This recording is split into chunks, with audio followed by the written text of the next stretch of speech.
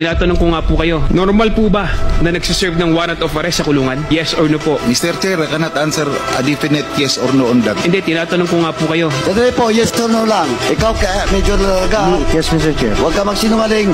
Yes or no? I am not going to ask any more explanation.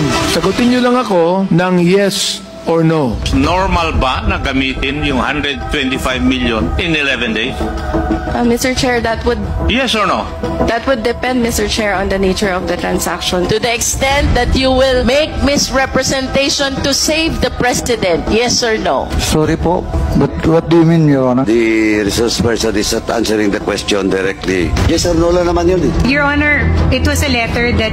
Ma'am, it's a yes or no. Let's not make life difficult. Mr. Chair, yes or no? Davao style. Do not ask me to answer yes or no. You are not an investigator. Do not ask me to answer yes or no. You are not an investigator.